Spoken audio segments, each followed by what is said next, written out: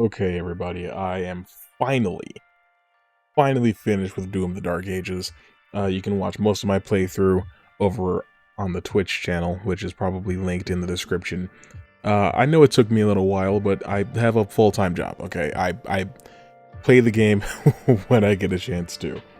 Just finished it, and I thought I'd get on here and let you guys know what I personally thought of it, what my experience with the game was, and we'll do a little bit of a game review. We haven't done one of those in a long time. Um, Funnily enough, I did do a review of Doom Eternal way back in 2020 when that came out, and back then, I called that game a bit of a mixed bag. And now that I'm finished with Doom the Dark Ages, I would reiterate that this game is indeed a mixed bag as well. Not to say that it's a bad game. I can't even sit here and definitively tell you if the game is good or bad, because that's something that I can't decide for you. All I can do is tell you how I experienced the game, right? Just to preface, I am not a good Doom player. I think I'm alright. I played this game on PC, on Ultraviolence, pretty much the entire way through. I did try Nightmare after a certain point, was not cut out for it, put it right back to Ultraviolence. So that's kind of the perspective that I'm approaching this game from. I believe I also played Eternal on Ultraviolence. Now, again, played it on PC, so first thing I want to talk about is optimization. How well does this game run on PC, where probably the vast majority of players are going to be playing it? I don't think that there's going to be as many people on Xbox or on PS5 playing the game. It has some really weird and very particular issues. When I was streaming the game over on Twitch, anytime I would switch to the game screen, like that scene that actually has the capture of the game, it would just crash. I don't know what that means. I don't know if anybody else that was trying to stream the game ever encountered that.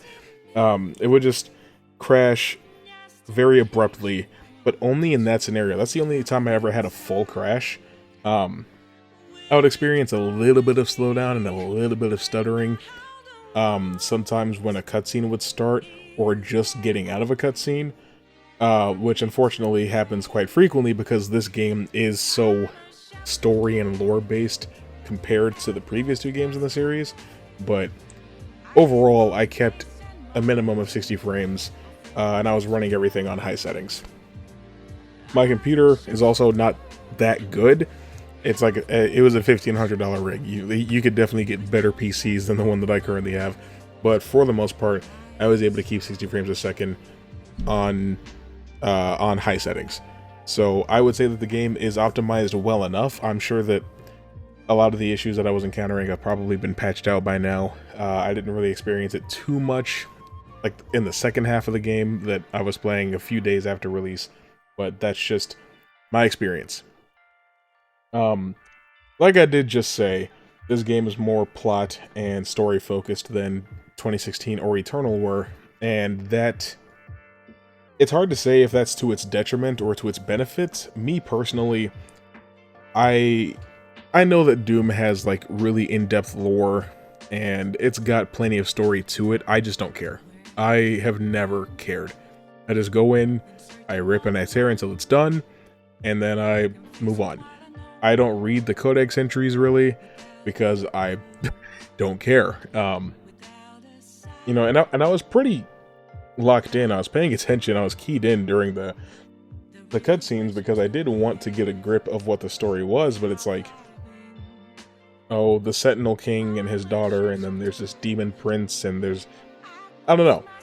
It felt a little bit reminiscent of the plot of Dragon Ball Daima in certain places, but overall, I just didn't care. It's just hard to get me to care about the plot of the game, unfortunately. And that's not to say that, you know, it's an uninteresting story or anything like that. It's not, you know, a comment. It's not an indictment of the writing or what id Software was trying to do with this game's story.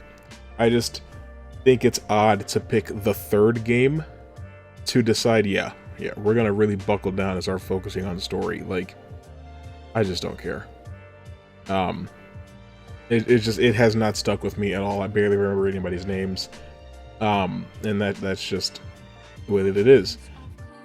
Pardon the interruption, it's your boy Toxic Boyo, and I wanted to take a brief moment to let you know about the Toxic Touch Productions Patreon. I'm not currently monetized on YouTube, but I still want to bring you the best content that I possibly can.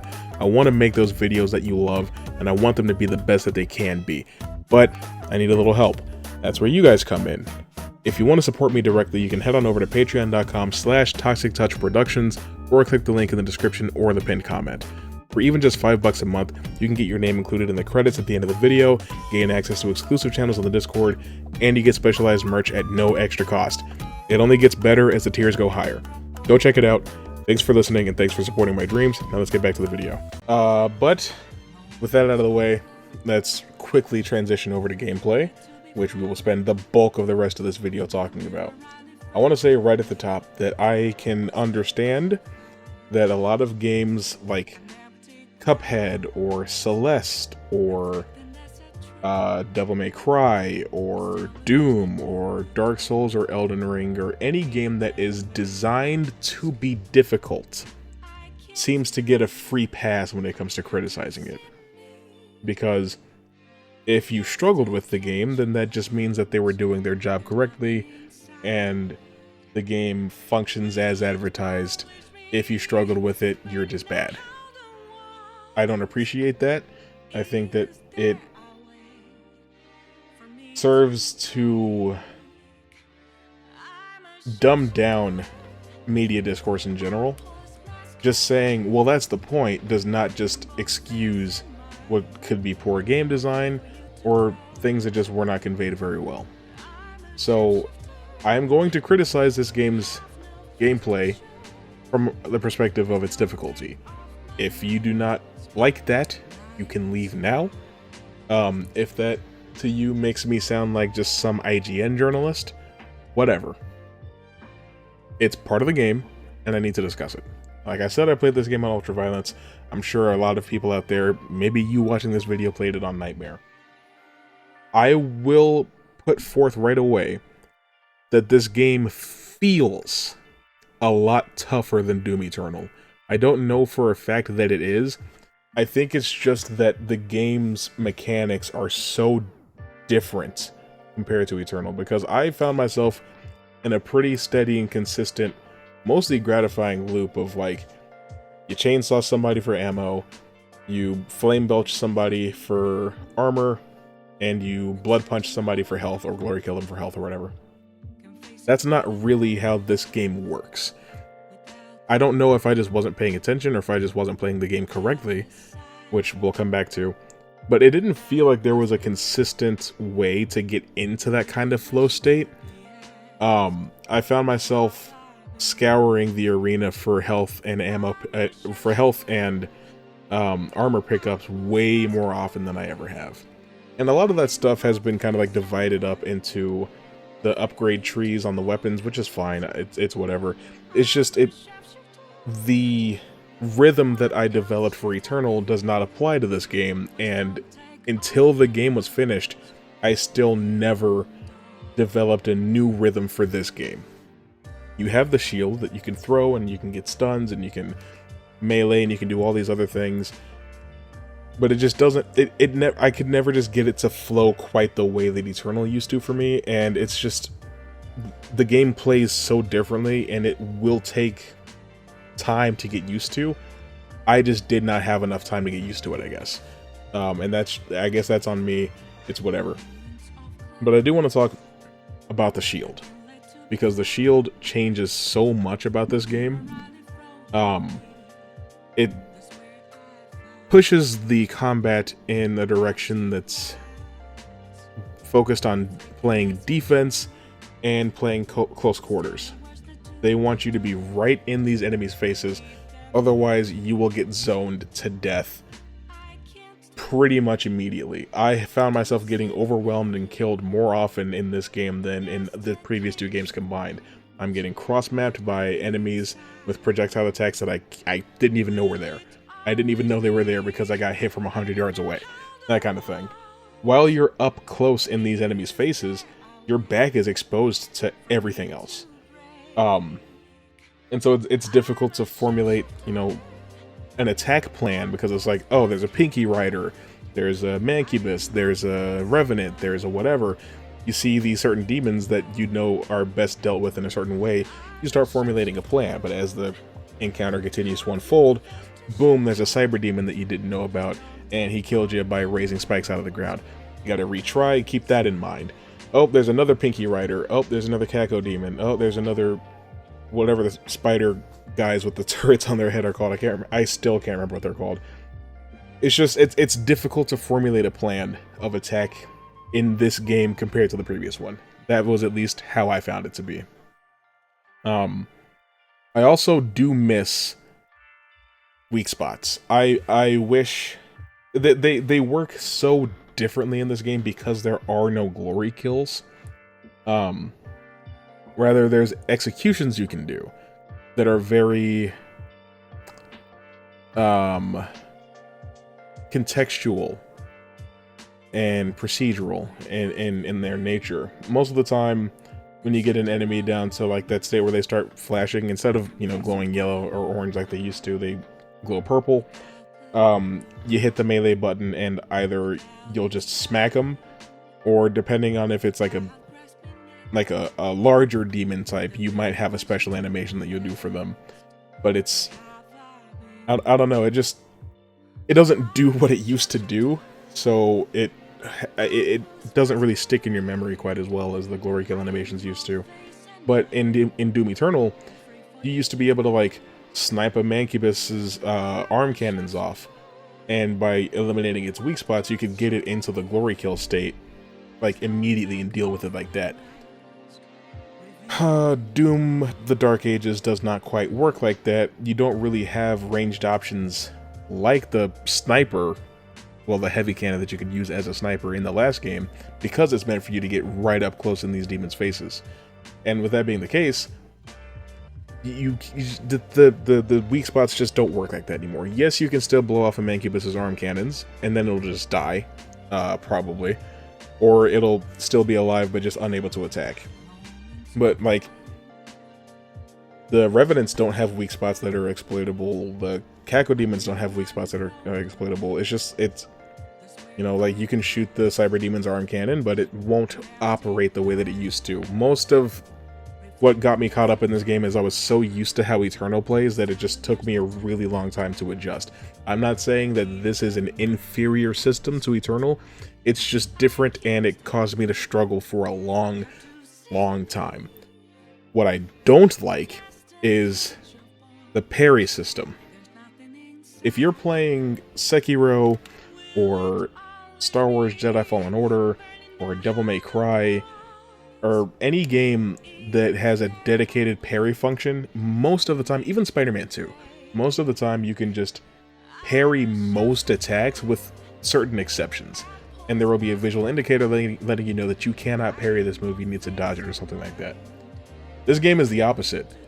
Most attacks are not parryable. In fact, if you block too many non-parryable attacks, or one of a certain kind, depending on what enemy you're fighting, you'll lose the ability to block whatsoever, which does not help when enemies continue shooting you with green projectiles. You can only parry green attacks. That feels really limiting, and I think it forces you to play the game the quote-unquote correct way, and that's something I've never, ever been a fan of. I don't like the game holding my hand and telling me that I have to play it like this if I want to have success. I don't agree with that, I don't believe in that, and that was something that I was grappling with the entire time I was playing Doom the Dark Ages. I'm pretty much just, I'm in these open arenas, constantly getting cross-mapped, so I'm like whipping my head around constantly looking for green attacks that I can parry.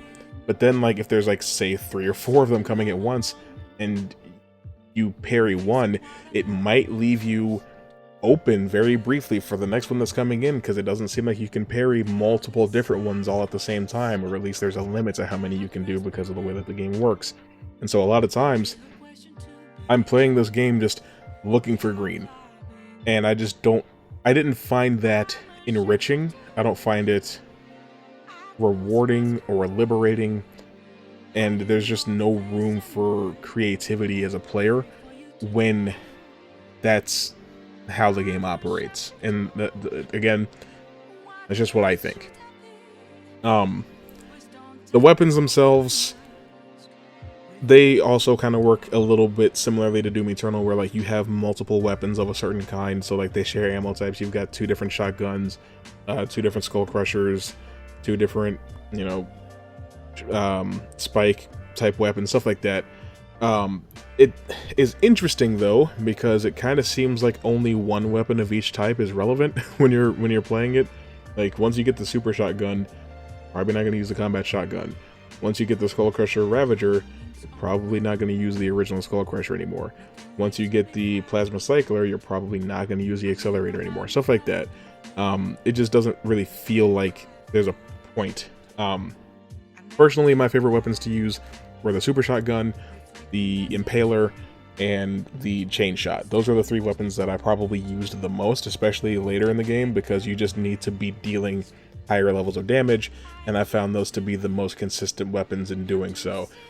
Weapons that are full auto, I have always felt are the weakest weapons in Doom. I also have never really been a huge fan of rocket launchers, especially here in Dark Ages, because the game wants you to be in such close proximity to the enemies that you're dealing with. There's just no reason at all to use a rocket launcher unless you want to blow yourself the fuck up, because you'll die in 3 hits on this difficulty, so you need to be careful. That being said, I would like to talk about boss encounters. This game has 2 different types, where it's like there's a proper boss, it's a one-on-one, and they've got their health bar and name at the top of the screen, and you're up close with them and you're just duking it out. Those are a huge improvement from Doom Eternal, especially like the main boss encounters. I won't, you know, spoil that, but like I would say the final 3 boss fights are a lot more entertaining and a lot more fun and a lot less mind-numbing than the last couple of bosses at the end of Eternal. I did not like the Conmaker fight, and I did not like the Icon of Sin fight. I found them both to be really boring and really repetitive. I've also, and I've said this for years, I probably said this in my Doom Eternal review, never been a huge fan of boss fights where you also have to deal with minions at the same time, and there is a little bit of that here in this game as well. Haven't liked it since I fought the Heart of Leviathan in Devil May Cry 3 20 years ago. I still don't like it. I would just like to focus on the boss that I'm fighting. You know, imagine you're fighting Elden Beast and then there's just like 30 freaking, you know, Carrion Knights running around. It's just, you know, like, I just want to focus on what I'm here to do. But then there's also these weird encounters where, like, you'll be fighting a big horde of demons and then there's a quote-unquote leader, and it's like, oh, you have to break morale, you have to do this, you have to do that. It's basically you wipe out every other demon in the arena, and then you can take this guy on and you can actually start dealing damage to him. But until you do that, he's virtually invulnerable. Not a fan of that either, especially because most of the time it's just a demon. It's a Pinky Rider, or it's a Cyber Demon, or it's a Mancubus, and it's like, what? What's special about this guy? What's so particular about this one dude that I just can't do damage to him until the game says I can? A lot of Doom the Dark Ages is just doing exactly what the game tells you to do when it tells you to do it. Another example of that is the 2 biggest new additions to Dark Ages, the Atlands, which is the mech sequences, and the dragon that you get to ride. Talk about the Atlands first, because that's what I have the least to say about. They're fine. I think there's only 3 sequences in the game where you actually use one. It's just the crux of the gameplay does not change. You're still in first person running around beating up demons. It's just that the demons are bigger, and the way that they communicate that is showing, you know, bridges and vehicles and regular, like, sentinel soldiers and regular demons for scale to show just how big you are, but you still move really fast, considering that you're supposed to be like the size of the Colossal Titan, if not bigger. You're over 100 feet tall, but it just doesn't really feel like that. And maybe it wouldn't if you are the giant, but like if you're watching Pacific Rim or like I don't know, Kong Skull Island, like, stuff like that does a really good job of conveying just how big these things are. The Atlans and the demons that you fight when using an Atlan just don't really communicate that. It's like, yes, the attacks take a while to charge up, I guess. And like the demons that you're fighting typically move kind of slow, but it just doesn't seem like you do, because you can dodge these attacks like instantly. You do this dash move, and boom, you're in the clear, and now you're opened up for a punishment that you can do on them. It just doesn't. It just, I don't know. It's it just left a little bit to be desired. I would have preferred if I had like. Would have been cool if I had like an arm-mounted chainsaw blade or something, or a weapon that I could use for longer than 30 seconds. Like, you get a gun you can use, but it's like, you know, for very brief moments. Most of that encounter, you're not gonna have a weapon. And then you get to do a boss fight where you still don't have a weapon. It's really weird.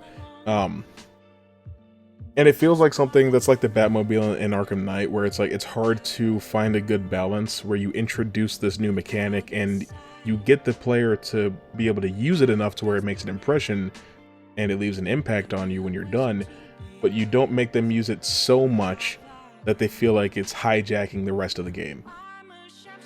I can't tell you if they struck that balance or not. For me, it's whatever. But now the dragons. I guess I had more to say about the islands than I thought I did. The dragon is also just whatever. There's an interesting thing about it where it just kind of feels like a vehicle to like get you to the next arena, because what you mostly do when you are flying a dragon is you'll chase this like demon ship along this like scripted on rails ass path. And then by the time you kill this demon ship, you're pretty much right where you're supposed to be, and it's time to either board this ship or attack this ship or shoot this tentacle thing in the wall or whatever.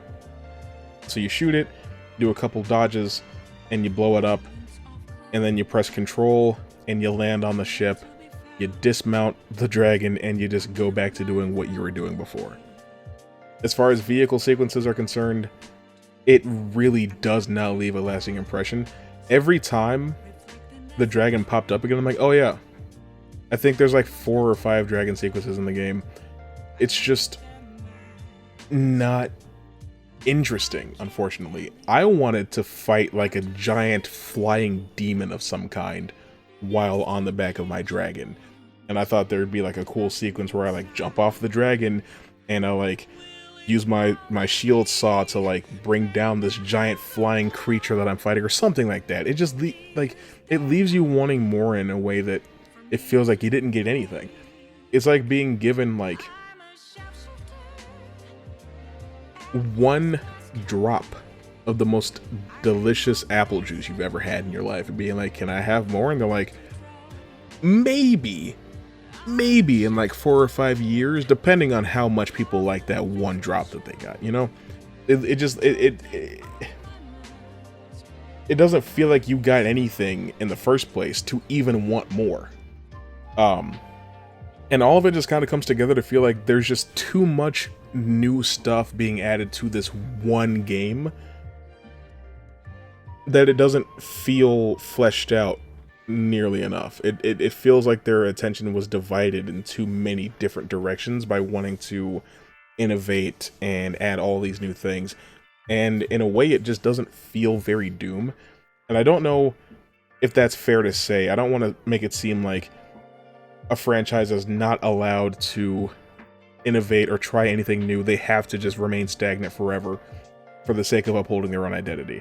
But there has to be a different, like something in between that and revamping yourself entirely, like what Assassin's Creed has done.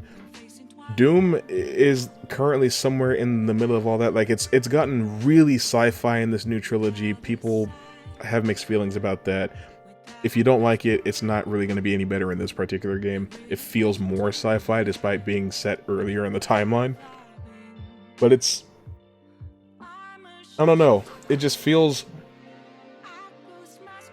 unfocused and a little bit un-Doom. I don't know. I don't know if that makes any sense, but it's also okay. Let's talk about the elephant in the room.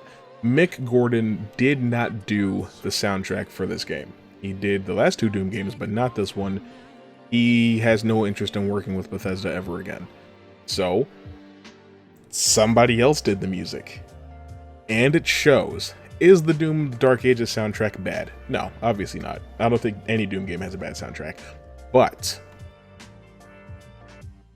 this game's soundtrack was at its best when it was paying homage to the previous 2 games, when like you could hear a little bit of The Only Thing They Fear Is You, or a little bit of like BFG Division or something like that.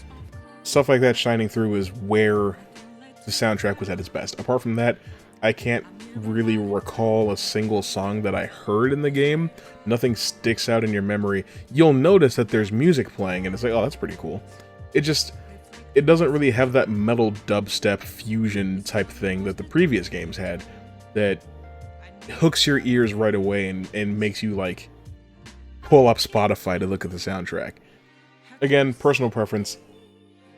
You might feel differently about that than I did. And another thing that's different here in this game is that there's not multiplayer.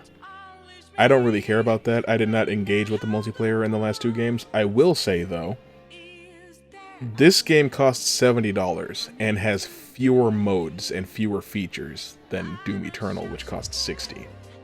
That's not a good thing. Charging more for less content is never going to be a good thing. And a lot of people have talked about that. They've said that it makes this game not worth it. You know, whether you engage with the multiplayer or not, it still feels shitty to pay more to get less. And I completely understand that. All that being said, though, I did still enjoy the game. I don't think I've ever disliked a Doom game by the time it was all said and done, and this is not going to be the first. Do I like it as much as Eternal? No. Do I like it as much as Doom 2016? Not really. It's easily the worst of this new trilogy, but that's because something has to be. This, you know, putting it at the bottom of this ranking does not make it a bad game. And if I were to give it a rating on a scale of 1 to 100, like Metacritic goes, I'd give it an 80. I'd say this is a very B game. Not quite an A, maybe a B+. I think that there's a lot of room to take what was planted here and help those seeds to grow. And maybe Doom 4 will be mind-blowing. I do believe that that's entirely a possibility, and I look forward to that. Maybe this game will get some DLC that fixes some of the problems that we have, or that I have. I don't know. All that remains to be seen, but I am optimistic still about the future of Doom. I do still really like these games, and I did like this game a lot. I just don't see myself going back to play it as regularly as I go back to play Doom Eternal. I play Doom Eternal again every couple months. Just to hop in, fuck around on just a random stage and just have fun. I don't think I'll really be doing that with this one. But that's what I thought of Doom the Dark Ages. You are more than welcome, as always, to tell me what you thought in the comments. You can let me know if you agreed or disagreed. And, I'm gonna get out of here, and depending on how you guys treat me, I might have to turn comments off, but we'll see. Also, please subscribe if you're new here. Please leave a like. And do please consider checking out the Patreon. Thank you.